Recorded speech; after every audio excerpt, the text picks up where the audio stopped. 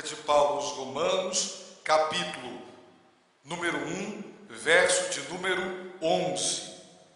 Diz assim, meus irmãos, a palavra do Todo-Poderoso: porque desejo muito ver-vos, para vos comunicar algum dom espiritual, a fim de que sejais fortalecidos, isto é, para que, juntamente convosco, eu seja consolado em vós pela fé mútua, vossa e minha.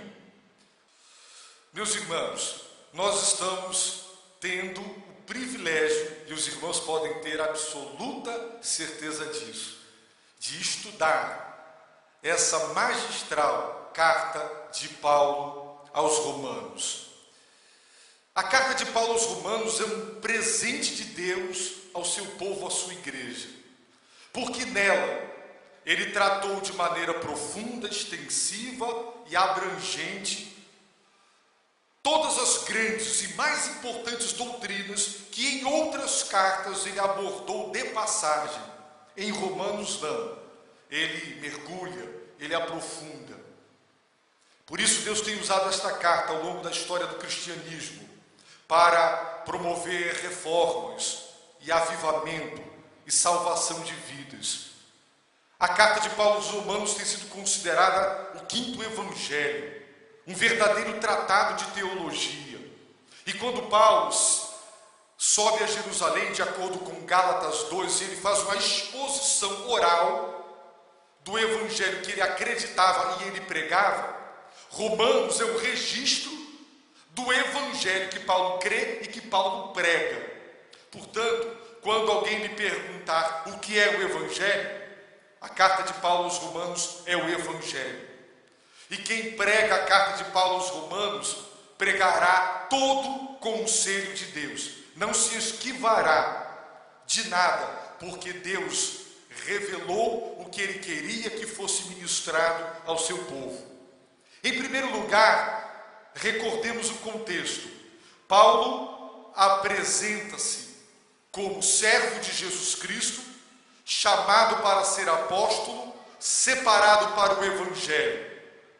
Após apresentar-se, ele apresenta o evangelho, dizendo que o evangelho é de Deus, foi prometido por intermédio dos profetas através da revelação, e que este evangelho prometido foi registrado de forma inspirada nas páginas das Sagradas Escrituras do Antigo Testamento, e que o evangelho é acerca de seu Filho.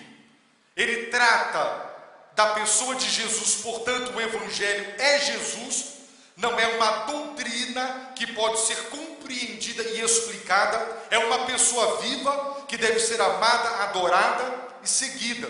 Então ele nos apresenta a pessoa de Jesus, dizendo que ele é o Cristo, o Filho de Deus eterno, o Filho de Davi, nascido da descendência de Davi segundo a carne, e o Senhor do universo. Sem afirmar com estas palavras que Jesus também é o mediador, ele deixou claro que a bênção da graça para crer e sermos salvos, como também os dons espirituais para servir, vem de Deus mediante, através de Jesus Cristo. Também afirmou que toda a nossa oração e gratidão a Deus subirá da terra ao céu pela mediação de Jesus Cristo. Portanto, tudo que desce e tudo que sobe, tudo que vem de Deus a nós e tudo que sobe de nós a Deus, sempre será através da bendita e maravilhosa pessoa de nosso Senhor e Salvador Jesus Cristo, o mediador. Muito bem, a graça para a salvação e os dons para o ministério foram dados a Paulo e a cada cristão e a todos nós. Por qual razão? Por amor do seu nome. Não há nada em nós que justifique estas duas grandes e maravilhosas bênçãos, a graça para a salvação e os dons para servir em ministérios. E estes dons, estas bênçãos nos são dadas com um alvo específico, a obediência que brota da fé. Portanto, a fé vem pelo ouvir a pregação da palavra de Deus, logo a pregação da palavra produz fé, e onde a verdadeira fé, produto do Evangelho, é produzida, ela também produz obediência. Onde quer que haja fé genuína para a salvação, ali também haverá obediência. Portanto, são irmãs gêmeas, a fé e a obediência. Onde uma estiver, necessariamente também a outra estará. Portanto, onde não há obediência, é evidência de que não há a fé salvadora. Porque quem crê, obedece. Paulo, depois de apresentar o Evangelho, apresentar Jesus, ele apresenta os seus destinatários, dizendo que eles foram chamados para pertencerem, para serem de Jesus Cristo, também para serem santos. E Paulo também os escreve como amados de Deus. Aí Paulo começa a sua carta dizendo, primeiramente, antes de tudo, ações de graças. Paulo deixa claro, ao meu Deus a quem eu sirvo em meu espírito. A palavra servir, latreu no grego, significa adorar. Paulo servia, adorava em seu espírito no Evangelho. À medida que pregava o Evangelho, ele o fazia em atitude de adoração. Isso reveste o nosso servir de um significado profundo. Porque todas as vezes que eu fizer algo no exercício dos dons espirituais que me foram outorgados, eu devo fazer em atitude de adoração. O apóstolo também, meus irmãos, deixa claro que ele estava incessantemente orando e pedindo a Deus para visitar os romanos, a igreja de Roma.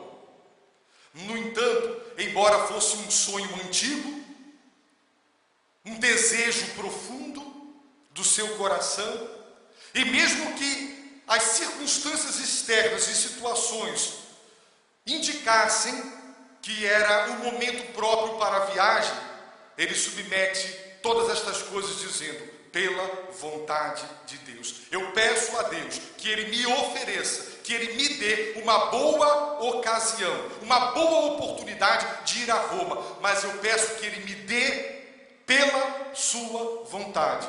Portanto, nem um grande sonho, muito menos a sua satisfação, e nem o fato de que as circunstâncias estão favoráveis, são indicadores precisos de que se trata da vontade de Deus. Paulo não confiava no fato de muito desejar algo e de que as circunstâncias favoráveis eram indicadores de que era a vontade de Deus. Tudo ele submetia ao Senhor. Portanto, verso de número 11, Paulo começa dizendo, porque desejo muito ver-vos. Irmãos, a palavra porque, ela tem um sentido especial nessa frase. Quando Paulo escreve, ele escreve com a sabedoria divina e com a experiência pastoral. Paulo conhece igreja por dentro e por fora, com a palma da sua mão. E ele muito bem sabia que, ao expressar e externar sinceramente seu intenso desejo de viajar para Roma e conhecer os cristãos romanos e a igreja de Roma, estas alegações sinceras, elas iriam despertar questionamentos, como, por que Paulo tanto quer nos visitar? Qual a razão? Será que ele quer fazer turismo barato em Roma? Ele é um cidadão romano, não conhece a capital do mundo, a capital do império. Será que seu desejo é fazer turismo e contar com nossa hospedagem e quem sabe alguma oferta de amor? Por que este homem quer tanto nos visitar? Não somos produto do seu trabalho missionário. Portanto, não estamos debaixo da sua responsabilidade como o apóstolo fundador deste trabalho. Por que Paulo tanto quer vir, estar conosco e nos conhecer? Será que é uma questão de vaidade? Paulo tinha um currículo excepcional. No entanto, ainda não tinha no seu currículo: preguei no púlpito da igreja de Roma. Para muitos, isso é importante. Será que para melhorar o currículo de Paulo, ele quer estar entre nós? Afinal de contas, essa igreja está plantada na capital do império. Por quê? Será que Paulo acredita que nós não somos bem orientados, estamos mal doutrinariamente? Por quê? Então Paulo diz: eu oro incessantemente, não paro de pedir, e já oro há muito tempo. Por isso ele usou a expressão afinal, na minha tradução, na sua, finalmente. Eu peço a Deus que me abra a porta para visitá-los. Afinal, depois de tanto pedir, eu peço que Deus concretize isso, porque quero muito, eu desejo muito ver-vos. E Paulo imagina que à medida em que a carta for lida, estas questões seriam levantadas. Por que Paulo quer tanto nos visitar? E ele diz: porque desejo muito ver-vos. Agora vêm as declarações de propósitos de Paulo. Primeiro, para vos comunicar algum dom espiritual. Esse era o primeiro objetivo intermediário, o primeiro alvo intermediário de Paulo, porque ele tinha um alvo final. Qual é? A fim de que sejais fortalecidos. O que Paulo queria como fim último de sua visita era o fortalecimento dos cristãos de Roma e da igreja romana. Mas para que este fim último, este alvo derradeiro fosse atingido, um alvo intermediário precisava ser alcançado. Qual? Chegar à cidade e comunicar algum. Paulo era um homem dotado pelo Espírito com muitos dons. E a sua esperança e expectativa é de que pelo menos um ou algum dos dons que Deus lhe concedeu, ele pudesse comunicar, compartilhar, repartir com os cristãos de Roma. Para quê? A fim de que sejais fortalecidos. Irmãos, o verbo fortalecer está na voz passiva. Indica que eles, os romanos cristãos, seriam fortalecidos. Por Paulo? Não. Por Deus, através da instrumentalidade de Paulo. Logo, nós vamos começar pelo fim e voltaremos para o início. Deus quer, o alvo de Deus para a sua vida, o alvo de Deus para a vida desta igreja é o fortalecimento da igreja. Deus quer fortalecer a sua vida, Deus quer fortalecer essa igreja. Para quê? Para que sejamos fortes. Com que objetivo? Resistamos ao mal da carne, do mundo e do diabo, e obtenhamos vitória sobre estes três inimigos. Queridos irmãos, se a vitória sobre o pecado residente e remanescente dentro de nós não pudesse ser vencido, Deus não nos diria: não reine, portanto, o pecado em vosso corpo mortal. É porque ele foi vencido e nós podemos vencê-lo na nossa vida, que nós temos ordem, imperativos para que ele não domine mais a nossa vida. Temos ordens para que este mundo pecaminoso não nos vença mais.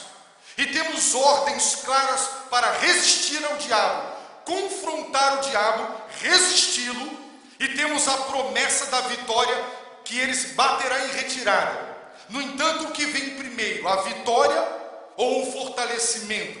Quem é capaz de resistir às concupiscências da carne, às tentações do mundo e ao próprio Satanás e vencê-lo? Somente os fortes. E para que nós sejamos capazes de resistir ao mal carnal, mundano e maligno, uma resistência vitoriosa, Deus quer que nós sejamos fortes. Por isso a Bíblia diz: fortalecei-vos no Senhor, na pessoa de Jesus Cristo, mas também na força do poder dele. O poder de Deus, irmãos, tem força.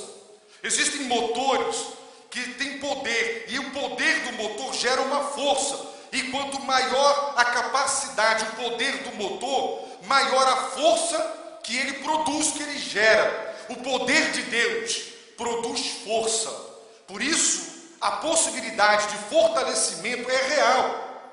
Deus quer nos fortalecer. Deus não quer crentes fracos, anêmicos, inibidos, covardes, indiferentes, cambaleantes. Deus quer crentes fortes, igrejas fortes, capazes de resistir ao mal carnal, maligno e mundano e vencer, capaz de evangelizar o mundo e ganhá-lo pelo poder do Espírito Santo para Cristo.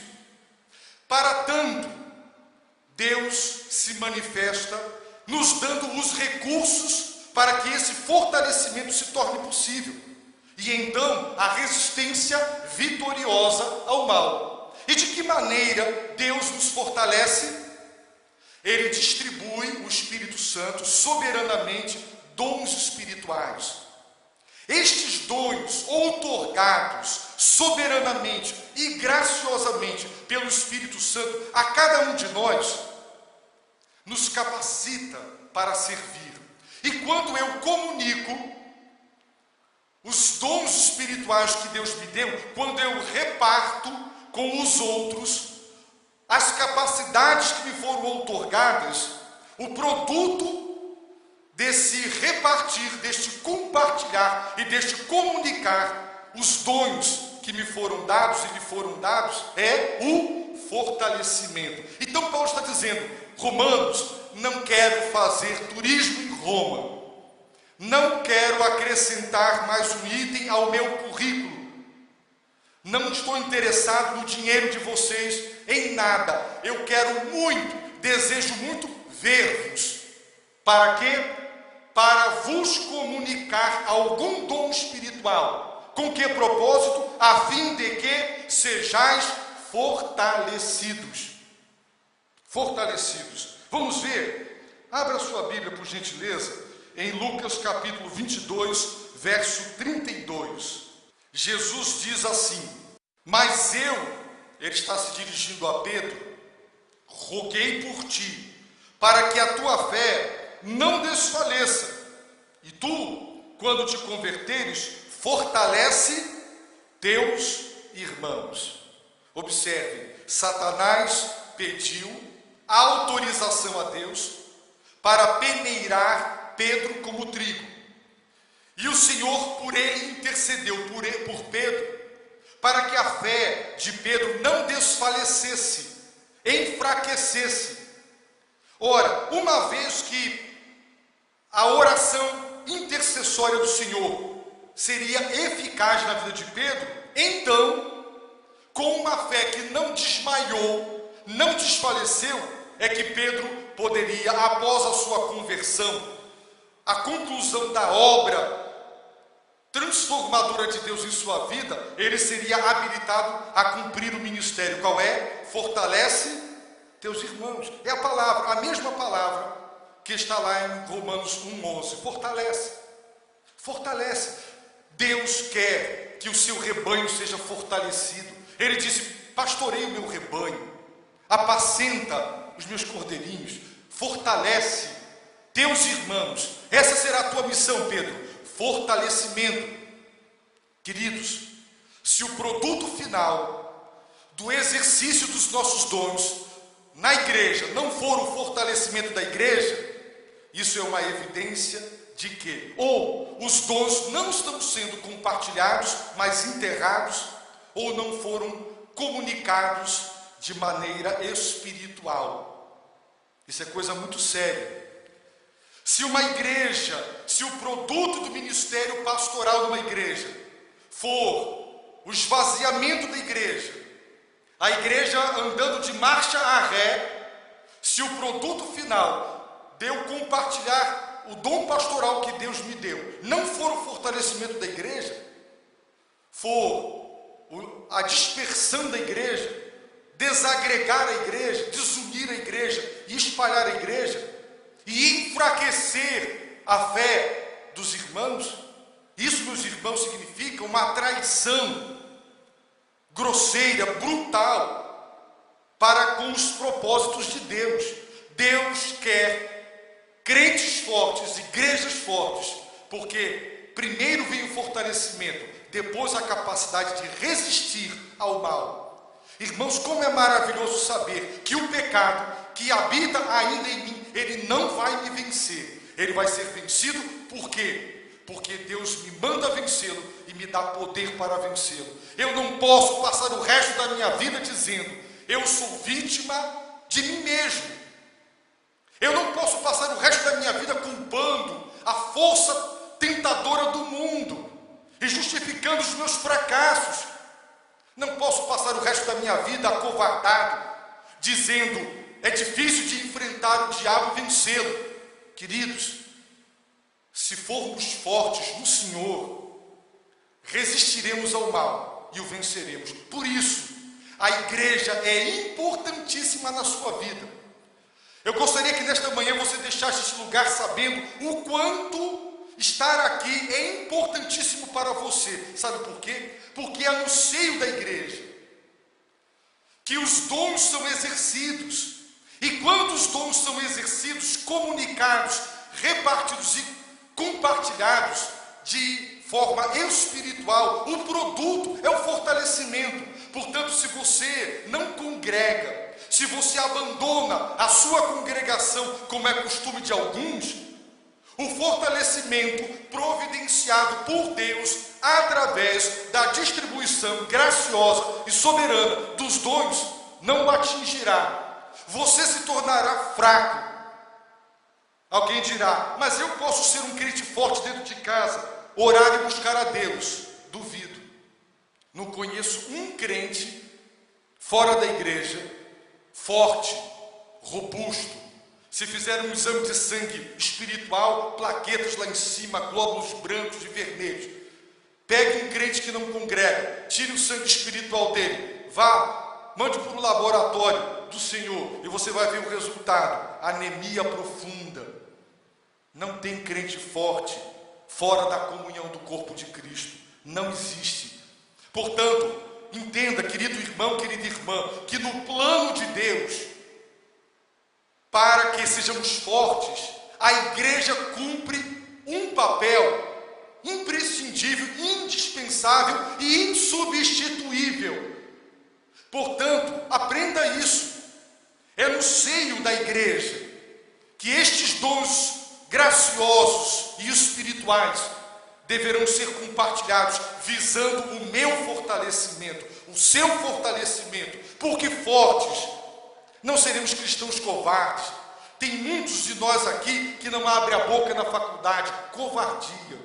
Muitos de nós na vizinhança não abrimos os lábios, temos vergonha. Muitos de nós não levamos uma pessoa a Jesus Cristo. Sabe por quê? Fraqueza espiritual. Muitos de nós aqui não aceitam o desafio de dirigir-se a uma pessoa possessa para sobre ela invocar o nome do Senhor. Meus irmãos, fraqueza gera covardia. Se eu sei que eu posso enfrentar aquela pessoa e vencer, eu parto para cima. Mas se eu sei que eu não posso, eu me seguro, porque eu vou apanhar. Então, fraqueza, quando você tem força menor, você se segura. Queridos, fortalecer. Deus quer seu povo fortalecido. E se você abandonar a sua congregação, se você for um crente reduzido aos cultos, não que não haja fortalecimento através do culto, claro que há, mas é nessa interação que nós vamos ver com mais detalhes do texto, que Deus visitará a sua vida para fortalecê-lo. Vamos abrir em Romanos 16, 25. Paulo diz assim: ora, aquele que é poderoso para vos confirmar, A palavra confirmar em português traduz a mesma palavra fortalecer. Não sei se alguém tem em sua tradução a palavra fortalecer. Na atualizada é fortalecer, na minha é confirmar. Vamos ver 1 Tessalonicenses 3:2. Lá em Romanos, quem é Deus? Deus é aquele que é poderoso para nos fortalecer. Agora em 1 Tessalonicenses 3:2, Paulo diz assim: e enviamos Timóteo, nosso irmão e ministro de Deus no Evangelho de Cristo, para vos fortalecer e vos exortar acerca da vossa fé. Foi com esse propósito que Paulo envia Timóteo à igreja dos Tessalonicenses, fortalecê-los. Veja aí verso 13 desse mesmo capítulo. Para vos confirmar os corações, de sorte que sejam irrepreensíveis em santidade diante de nosso Deus e Pai, na vinda de nosso Senhor Jesus, com todos os seus santos. Na minha tradução, para vos confirmar. Outra tradução, confortar. Talvez fortalecer em alguma outra tradução. A mesma palavra usada em Romanos 1:11. Observe como tudo o que é feito no seio da igreja tem como fim último o fortalecimento dos cristãos e da igreja. Observe. Veja 2 Tessalonicenses 2:16. E o próprio Senhor nosso, Jesus Cristo e Deus nosso, Pai, que nos amou e pela graça nos deu uma eterna consolação e boa esperança, console os vossos corações e os confirme em toda boa obra e palavra. Vos fortaleça, vos confirme. Vamos ver Tiago, capítulo 5, verso 8. Tiago 5, 8. O que é que Tiago recomenda aos seus destinatários? Sede vós também pacientes, fortalecei os vossos corações, porque a vinda do Senhor está próxima. É isso, fortaleça o seu coração. Essa é uma ordem. Não perca tempo. Trabalhe a sua vida, fortaleça o seu coração. O que é que você está fazendo para fortalecer o seu coração? O quê? 1 Pedro 5:10. E o Deus de toda graça, que em Cristo vos chamou à sua eterna glória, depois de haverdes sofrido por um pouco, Ele mesmo vos há de aperfeiçoar, confirmar e fortalecer. Louvado seja Deus por esta maravilhosa bênção. 2 Pedro, capítulo 1, verso 12. Pelo que estarei sempre pronto para vos lembrar estas coisas, ainda que as saibais, e estejais confirmados na fé que já está convosco, fortalecidos ou confirmados. Vamos voltar para Romanos 1:11. Olhem para o texto, meus irmãos, o que ele diz: desejo muito ver-vos. Com que propósito? Para vos comunicar algum dom espiritual. Com que objetivo? A fim de que sejais fortalecidos. Crentes fracos, igrejas fracas, significa que Deus não está operando fortalecimento através da comunicação dos dons que foram outorgados. Então vamos voltar para o início. Comunicar. Na minha tradução, a palavra grega é traduzida assim: comunicar. Outra é repartir. Outra é compartilhar. Com que propósito os dons espirituais são concedidos? Para serem comunicados, para serem repartidos, para serem compartilhados. Portanto, não faz o menor sentido ser um crente apático e fora do ministério. Porque os dons não foram dados para enriquecer você, mas para que você, o receptor, compartilhe, reparta, divida com os outros. Foi com este propósito que Deus me deu o dom pastoral. Para me enriquecer? Não. Ora, se fosse para me enriquecer, o púlpito seria ostentação. Viraria passarela, onde eu, nessa vitrine e nessa passarela, eu iria ostentar os meus dons e exibi-los para ser aplaudido e elogiado. Mas, meus irmãos, vamos raciocinar. Em primeiro lugar, a palavra dom no texto significa carisma. A palavra graça significa caris. A palavra carisma, dom. A palavra carismata, dons, plural. Portanto, um dom é um carisma. É um dom da graça, caris, carisma.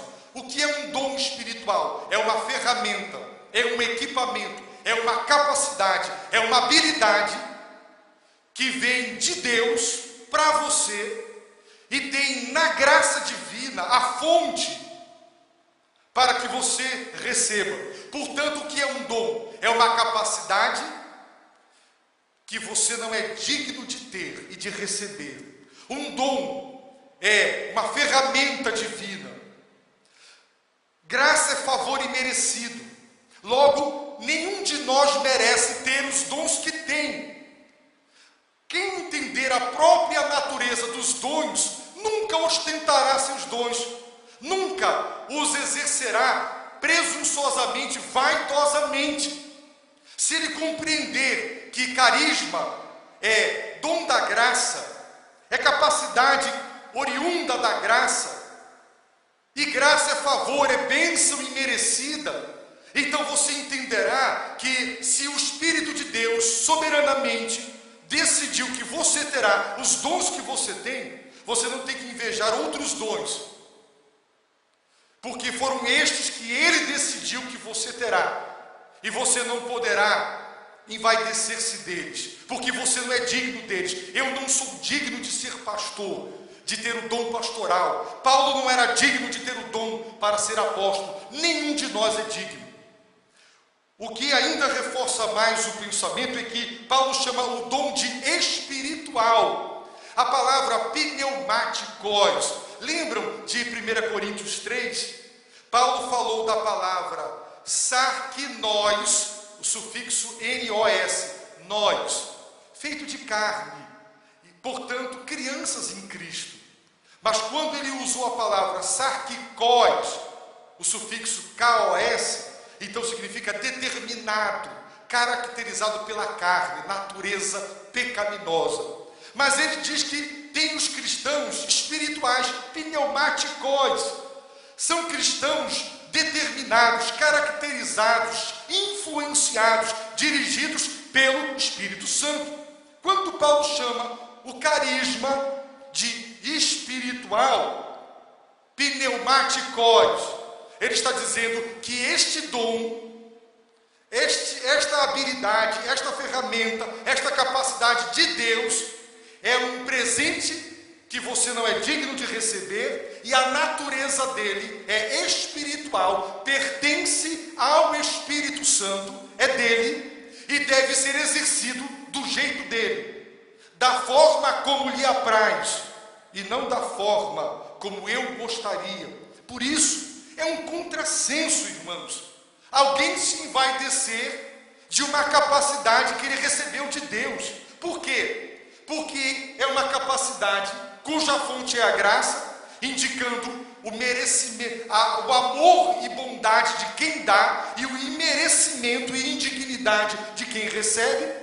E este dom, além de marcar a bondade do doador e o imerecimento, demérito do receptor, ele é espiritual, pertence ao Espírito Santo e deve ser exercido sob a influência e a determinação do Espírito, e o Espírito é santo. Então, o exercício dos dons tem que ser de forma humilde. Por quê? Porque é um dom da graça, e tem que ser um exercício espiritual, porque é um dom do Espírito Santo.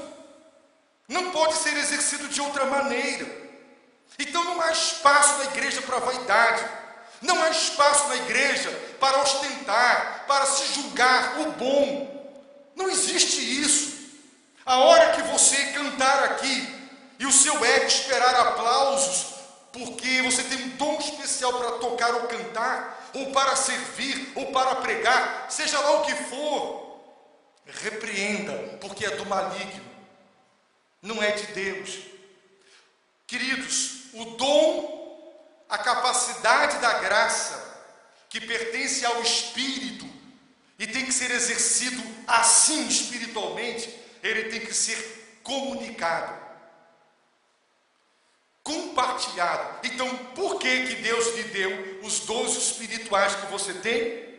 Para quê? Para você enterrar, para você julgar-se enriquecido. O crente que não está integrado na vida da igreja, exercendo os dons, ele está negando o propósito dos dons. Dons não foram dados para enriquecer você, mas para fortalecer os irmãos, através do exercício dos dons. Portanto, o que significa dom compartilhado, ou dom comunicado, ou dom repartido? Ministério. Eu reporto os irmãos mais uma vez a 1 Coríntios 12. O Espírito Santo concede dons, carismata, plural de carisma, da mesma raiz, graça.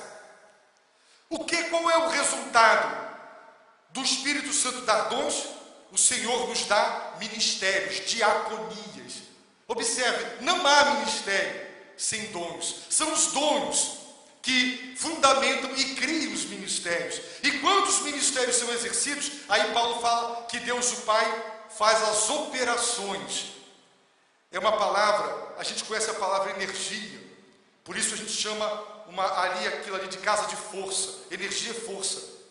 Então esse verbo energizar. Ora, Deus manifesta a força dele através dos ministérios que são exercidos através dos dons.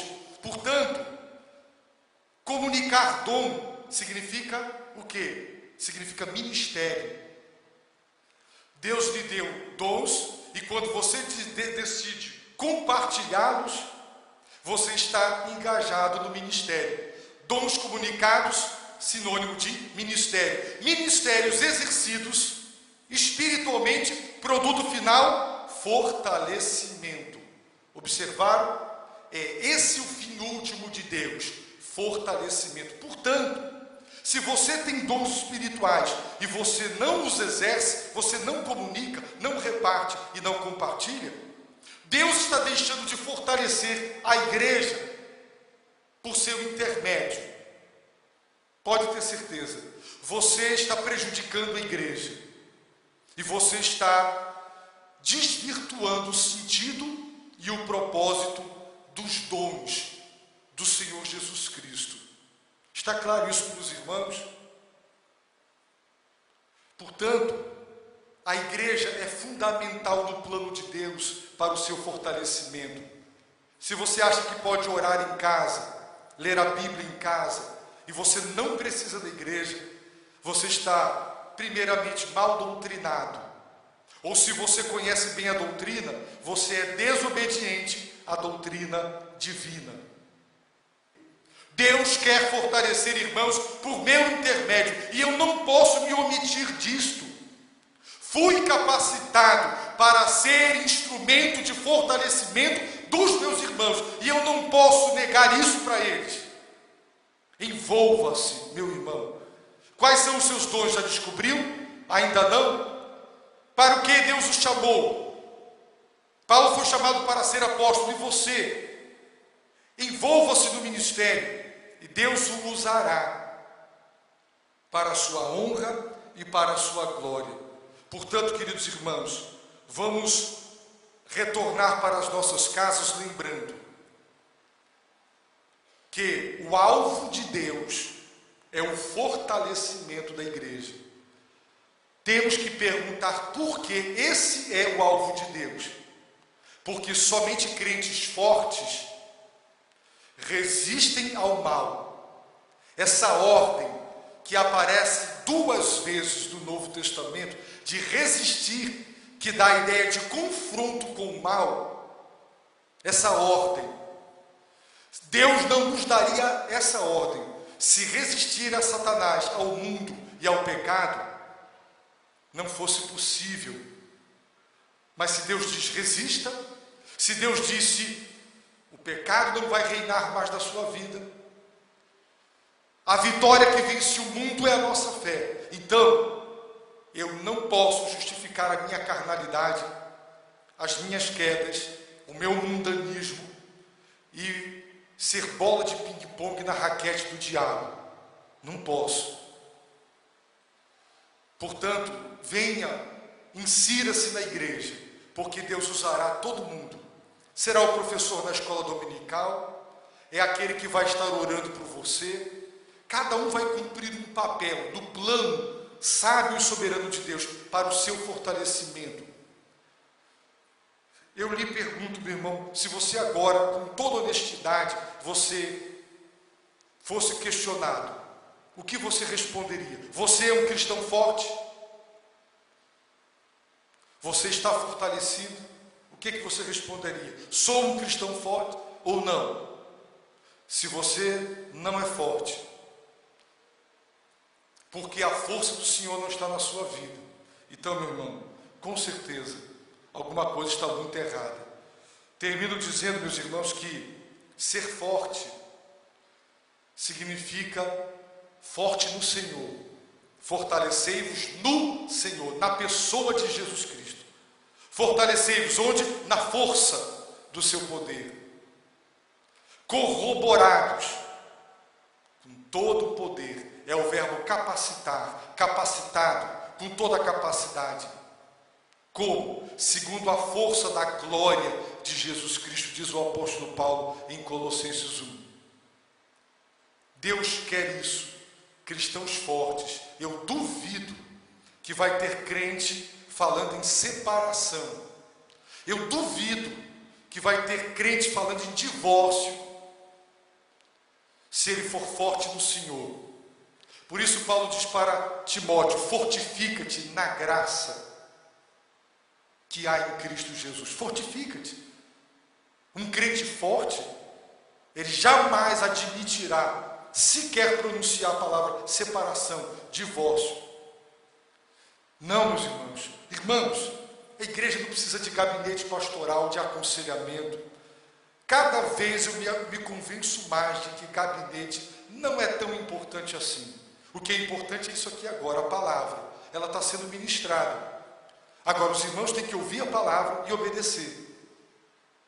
Obedecer. Por quê? Porque está tudo aqui, irmãos, está tudo aqui. A não ser que você queira que eu repita lá no gabinete, eu repito. Mas está tudo aqui, está sendo dito do púlpito da igreja. É a palavra de Deus. Irmãos, vamos crer que a palavra do Senhor tem a autoridade na nossa vida. Saia daqui desta manhã conscientizado. Deus quer que eu seja forte. Para isso Ele derramou, concedeu dons aos meus irmãos para me fortalecerem. Então eu virei aqui para isso, para que eles me fortaleçam, para que Deus me fortaleça através deles. E Deus também me deu dom para fortalecê-los. Vou à igreja, vou me inserir na igreja para ser instrumento de fortalecimento. Eu quero comunicar o meu dom. Eu não sou egoísta. As crianças recebem e ela não quer dividir o brinquedo dela com a outra. Ela não quer compartilhar o brinquedo dela. Ela é egoísta, a natureza da criança. Mas ela é educada e ela aprende a compartilhar o que ela tem, a dividir o que ela tem. Divida os seus dons, compartilhe, comunique. E Deus vai usá-lo. E pessoas serão fortalecidas. E você vai se sentir um crente útil. Porque não tem nada pior do que se sentir inútil. Seja um crente útil, comunique seus dons espirituais. Amém, irmãos? Vamos orar. Abaixe a sua cabeça, ore, peça perdão, clame, busque o Senhor.